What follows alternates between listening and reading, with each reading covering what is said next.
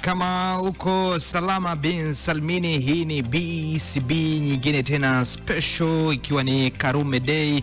Asante sana kwa wewe ambaye unaendelea kusikiliza, asante kwa kuendelea kwa nasi, asante kwa kuichagua BCB, asante kwa kuwa nasi mjini FM 92.5 bwana. Mambo ni mengi, maelekezo yamejaa, lakini Pepsi ukiwa nayo pembeni utakuwa umetisha sana sana sana sana, kwa sababu Pepsi wanahitimisha au wanafikisha miaka 25 nchini Tanzania.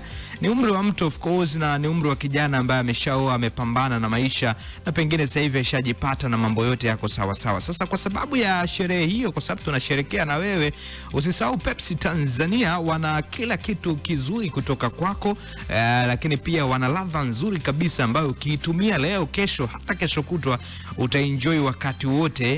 Na ichukue hii hapa bila Pepsi, chakula pia bila Pepsi.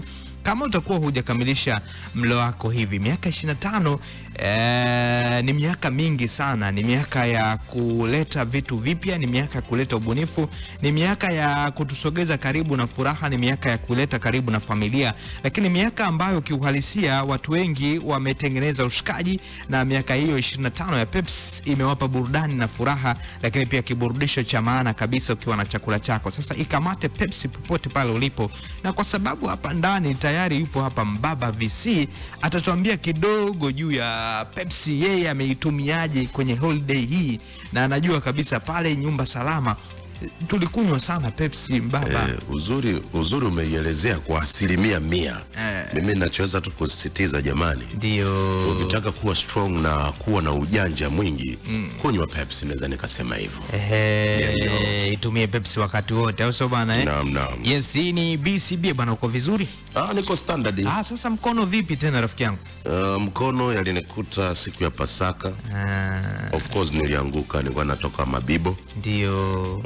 Kwa ajili ya kuemea mambo ya kibiashara, lakini kwa bahati mbaya nikateleza kidogo, kajikuta nimeangukia mkono. Kwa hiyo kanapata some impact kidogo. Kuna broken, kuna kijimshipa kimetwist, kimecheza kidogo, ndo tunategemea mambo yakae sawa. Pole sana, lakini mapambano pia yanaendelea, si ndio bwana? Yes sir. Leo ni Karume Day.